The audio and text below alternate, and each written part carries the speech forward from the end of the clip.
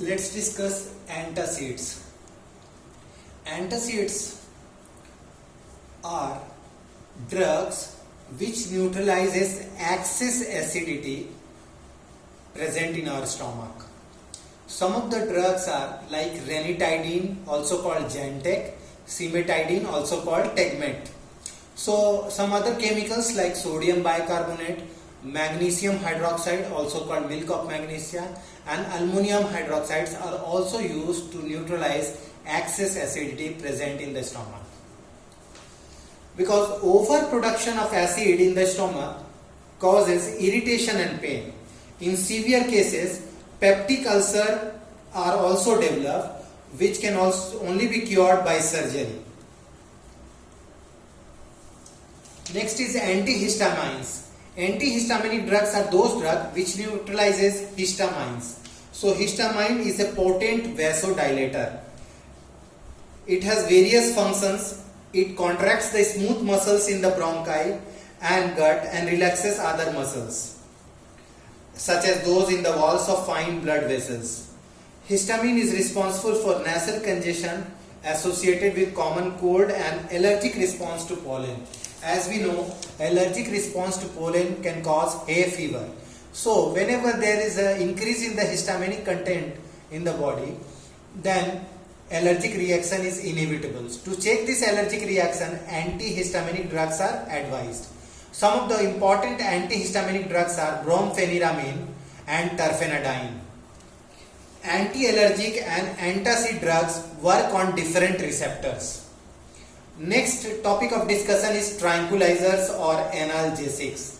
Tranquilizers and analgesics are neurologically active drugs. So they affect our neurons, the nervous system, like the central nervous system as well as the spinal cord. So tranquilizers and analgesics are neurologically active drugs. Tranquilizers are used for treatment of stress and mild or even severe mental diseases. These relieve anxiety, stress, irritability or excitement by inducing a sense of well-being. So, some of the drugs which are used as tranquilizers are chlordiazepoxide, meprobamate, veronal, amytal, nembutal, luminal, seconal, valium, serotonin. Few of the antidepressant drugs are iproniazid, phenelgyne, equanil. Noradrenaline is a hormone which is secreted by adrenal gland. Whenever the amount of noradrenaline is low, a person suffers from depression. And person suffering depression requires antidepressant drugs. Few of the antidepressant drugs are iproniazid, phenelgyne and equanil. Equanil is also used to treat hypertension. Now barbiturates. Some of the drugs like veronal, amytal, nembutal, luminal, seconal, they are the important class of tranquilizers. They are the derivatives of barbituric acids. They are called barbiturates. They are hypnotic, that means they are sleep producing agents.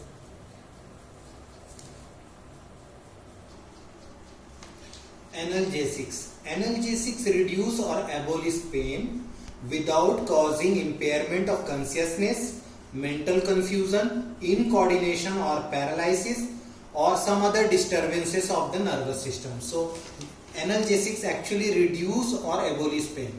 So these drugs should not disturb the nervous system. First, most important point. Classification of analgesics. They are broadly classified into two types. Non-narcotic analgesics, also called non-addictive. Narcotic analgesics, they are also called addictive analgesics. Non-narcotic analgesics include aspirin, paracetamol, Novalgine, Analgin, etc. Narcotic analgesics include morphine, heroin, codeine. Aspirin. Aspirin is 2-acetoxybenzoic acid or acetyl salicylic acid. It is used as anti-inflammatory agent, analgesics, antipyretics, as well as anti-blood clotting agent. So if there is a swelling in the body, that can be cured by aspirin. If there is a fever, it can be cured by aspirin. If there is a pain in the body, it can be cured by aspirin. And it also has anti-blood clotting effect. Therefore, it finds use in prevention of heart attacks. So it is one of the largest selling drug in the world, aspirin. Aspirin inhibits the synthesis of chemicals known as prostaglandins. So aspirin inhibits the synthesis of prostaglandins. These prostaglandins actually stimulate inflammation in the tissue and cause pain. So actually aspirin inhibits the synthesis of prostaglandin. That is the most important point, because these prostaglandins are actually responsible for pain. So if prostaglandin is not synthesized, there won't be any pain in the body. Narcotic analgesics. Morphine and many of its homologues are used as narcotic analgesics. They are used in medicinal dosage, they relieve pain and also produce sleep. These morphine narcotics are sometimes referred to as opiates.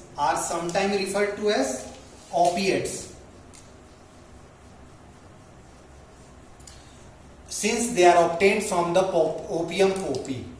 They are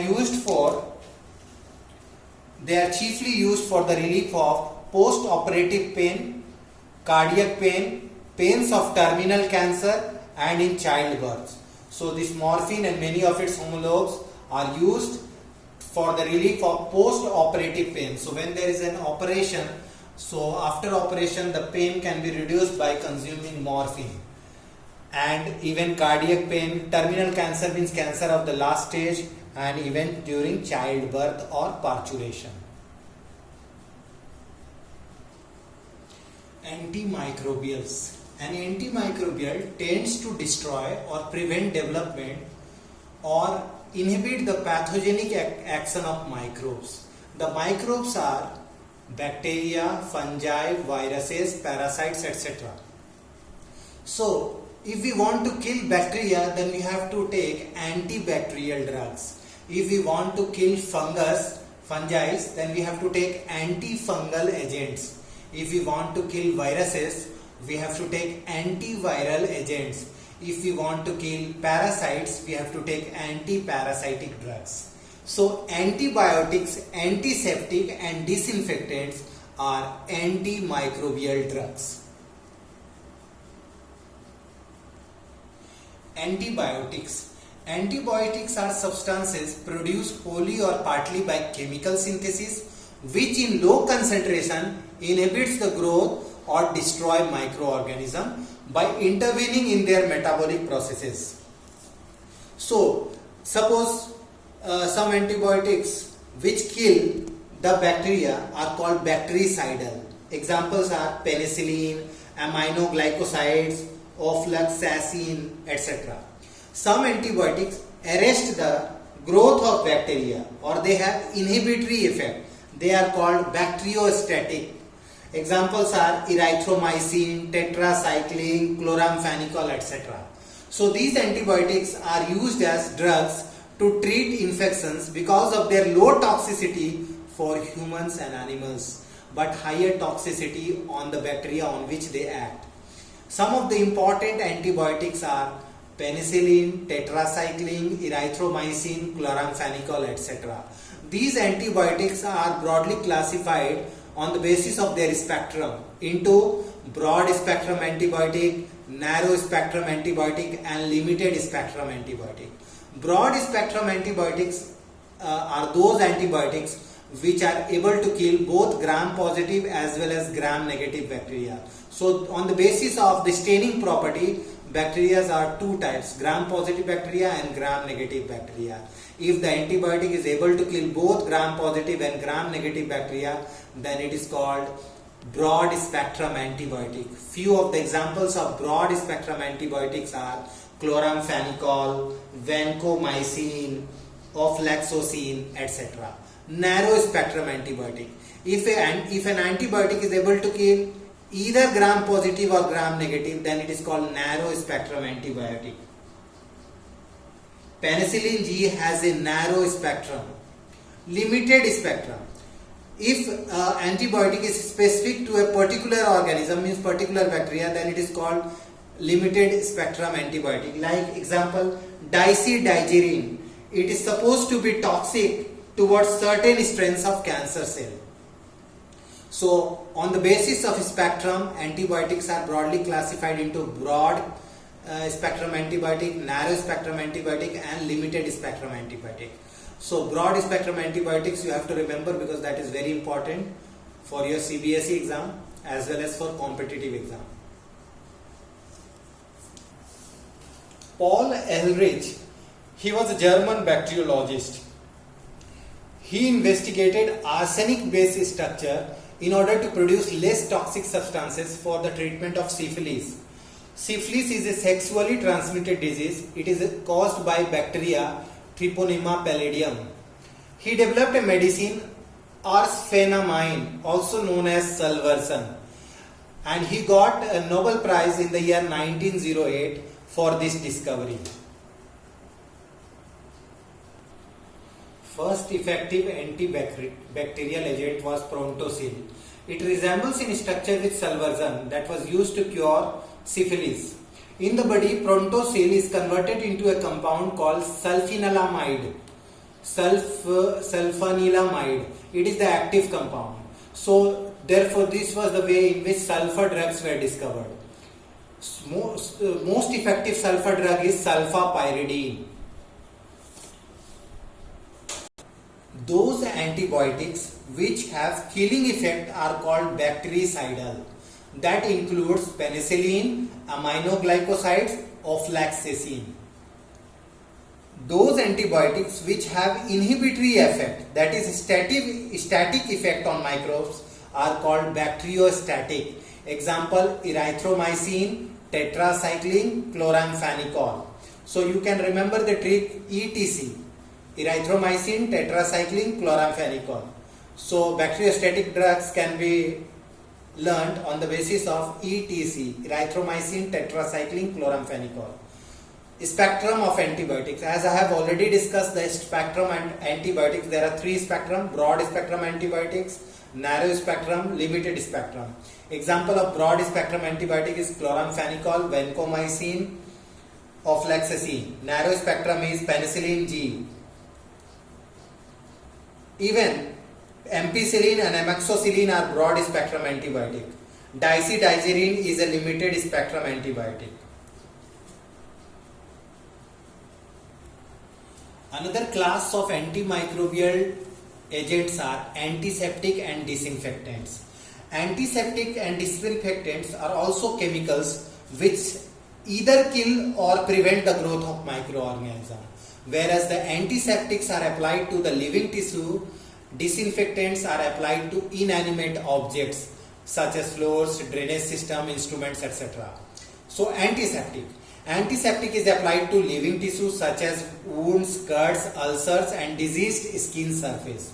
Some of the most important antiseptics are furacin, soframycin, Dettol, iodoform, tincture of iodine, boric acid, hydrogen peroxide, bitonol, KMnO4, that is potassium permanganate, phenol in 0.2%. Now, most important question regarding this antiseptic is what is the composition of Dettol? So, the composition of Dettol is, it is a mixture of chlorozanilone and terpinol. Next question is why bitonol is added to soap? So, bitonol or bitonol is added to soap to impart antiseptic property. What is the composition of iodoforms? Iodoform is CHI3, that is triiodomethane. Next is which substance act as both antiseptic as well as disinfectant? So phenol 0.2% act as antiseptic, whereas phenol 1% act as disinfectant. Boric acid is a weak antiseptic for eyes. Hydrogen peroxide in the form of 30% solution called perhydrol is used as antiseptic. What is tincture of iodine? So tincture of iodine is a 2-3% solution of iodine in alcohol mixture water.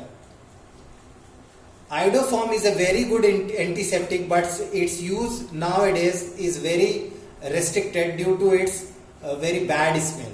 So nowadays we are using some other formulation in place of iodoform. Now let's see disinfectant. They are applied to inanimate objects, floors, drainage system, instruments. Example, phenol. Phenol in 1% act as disinfectant. Another important disinfectant is chlorine and sulfur dioxide. So chlorine in the concentration of 0.2 to 0.4 part per million and sulfur dioxide in very low concentration are used as disinfectants. The average life in the year 1950 was 31 years. I am talking about India. The average expectancy was 31 years. Nowadays the average life is 69 years. It is almost doubled thanks to antibiotics.